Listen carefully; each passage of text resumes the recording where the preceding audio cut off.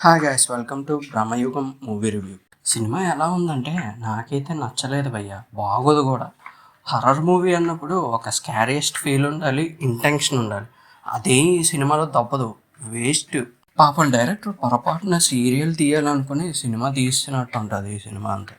కానీ ఒకటి, మమ్మూటి గారి యాక్టింగ్కి ఏ అబ్జెక్షన్ ఉండదు, అంత బాగుంటుంది యాక్టింగ్. కానీ ఎందుకో అనవసరంగా ఎంచుకున్నారనిపించింది ఈ స్టోరీ. రోత.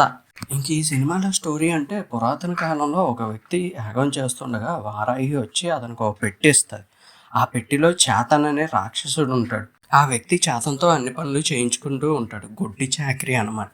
అది నచ్చగా చేతన్ తన వారసులందరినీ చంపేస్తుంది. ఇంకేముంది, చేతన్ ఆ ప్లేస్ని అంతా ఆక్రమించేసి తానే రాజు అన్నట్టు ఫీల్ అయిపోతూ ఉంటాడు. అక్కడికి ఎవరు వచ్చినా వాళ్ళని కూడా బంధించేసి అలాగే చిత్రహింసలు పెడుతూ ఉంటాడు. అదే స్టోరీ. అదేం స్టోరీ నాకైతే ఏం అర్థం అవ్వలేదు. ఈ సినిమాని ఎవరైనా చూడాలనుకుంటే దయచేసి అవాయిడ్ చేస్తే మంచిది భయ్య, ఎందుకంటే తలనొప్పి తప్ప ఇంకేం రాదు. లేదు మేము మమ్మటి గారి యాక్టింగ్ కోసమే చూస్తాం అనుకుంటే మాత్రం చూడండి, పర్వాలేదు. అంతకు మించి ఏముండదు సినిమాలో. మమ్మటి గారితో పాటు ఇద్దరు క్యారెక్టర్లు ఉంటారు, వాళ్ళు పర్వాలే బాగానే చేస్తారు. కాకపోతే స్టోరీ లేనప్పుడు వాళ్ళు మాత్రం నటించి ఏం లాభం చెప్పండి.